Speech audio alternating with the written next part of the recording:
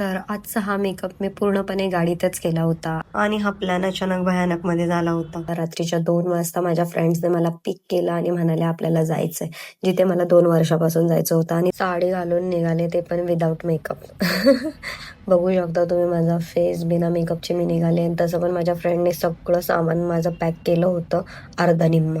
तर मी फटाफट फाउंडेशन लावून घेतलं. फाउंडेशन मी एवढं लावलं की मला वाटलं मीच चमकली पाहिजे. फटाफट आयब्रो वगैरे फिल करून घेतले, नंतर थोडंफार आय शॅडो लावलं. म्हटलं मी चमकायलाच हवी. मॉर्निंगचा 7 वाजता केलेला हा मेकअप होता आणि माझ्या फ्रेंडचा 10 मिनिटात झाला. नंतर मी लायनर विसरले म्हणून काजळच लावून घेतलं.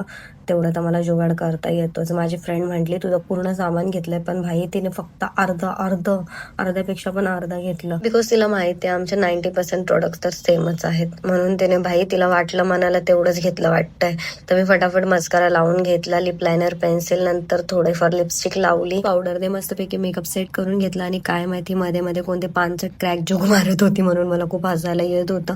फटाफट मी ज्वेलरी सिलेक्ट केली आणि घेतली घालून. खूप साऱ्या ज्वेलरी आम्ही सोबत घेतल्या होत्या. तसंच आम्ही एक्सचेंज पण केल्या ज्वेलऱ्या, बिकॉज आम्हाला कळतच नव्हतं ज्वेलऱ्या वॉट.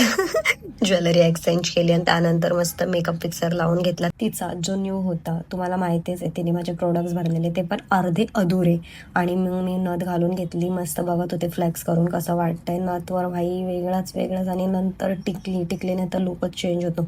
तर फायनली आम्ही पोहोचलो जिथे मला 2 वर्षापासून जायचं होतं, एकविरा देवीला. आणि माझ्याकडे बघून वाटतंय का मी मेकअप केलाय? हो. आणि आम्ही मग चढायला लागलो पायऱ्या.